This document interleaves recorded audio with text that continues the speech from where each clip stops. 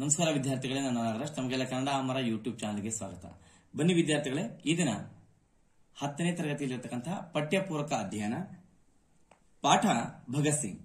Shri Chidananda Murthy GS ಇವರು ಬರೆದಿರ್ತಕ್ಕಂತಹ ಒಂದು ಪಾಠ ಇದು, ಭಗತ್ ಸಿಂಗ್ ಅಂತಕ್ಕಂಥದ್ದು. ಈ ಪಾಠದಲ್ಲಿ ಬರ್ತಕ್ಕಂತಹ ಪ್ರಶ್ನೋತ್ತರಗಳನ್ನು ನೋಡ್ತಾ ಹೋಗೋಣ. ಕೊಟ್ಟಿರುವ ಪ್ರಶ್ನೆಗಳಿಗೆ ಉತ್ತರಿಸಿ ಅಂತಿದೆ. ಮೊದಲನೇ ಪ್ರಶ್ನೆ, ಜಲಿಯನ್ ವಾಲಾಬಾಗ್ನಲ್ಲಿ ಶಾಂತಿಯುತ ಸಭೆ ಯಾವಾಗ ನಡೆಯಿತು? ಉತ್ತರ, ಜಲಿಯನ್ ವಾಲಾಬಾಗ್ನಲ್ಲಿ 1919 ಏಪ್ರಿಲ್ 13ರಂದು ಶಾಂತಿಯುತ ಸಭೆ ನಡೆಯಿತು.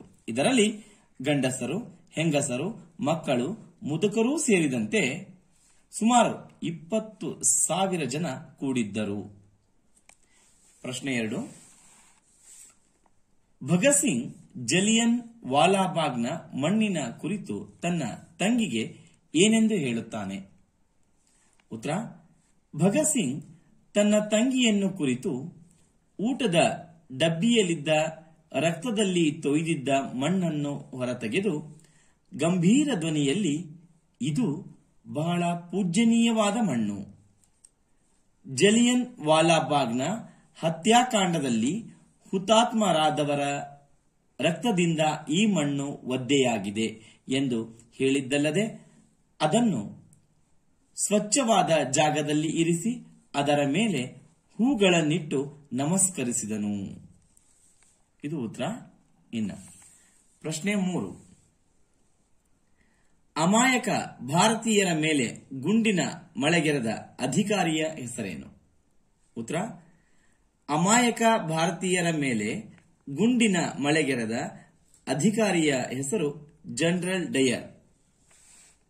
ಈತನು ತನ್ನ ಸೈನಿಕರಿಗೆ ಭಾರತೀಯರ ಮೇಲೆ ಗುಂಡಿನ ದಾಳಿ ನಡೆಸಲು ಆಜ್ಞೆ ನೀಡಿದನು ಅಂತಕ್ಕಂಥದ್ದು. ಇನ್ನು ಪ್ರಶ್ನೆ 4ನೇದು, ಭಗತ್ ಸಿಂಗ್ ಜಲಿಯನ್ ವಾಲಾಬಾಗ್ ಮಾರಣ ಹೋಮದಿಂದ ತೆಗೆದುಕೊಂಡ ನಿರ್ಧಾರವೇನು ಅಂತಕ್ಕಂಥದ್ದಿದೆ. ಉತ್ತರ,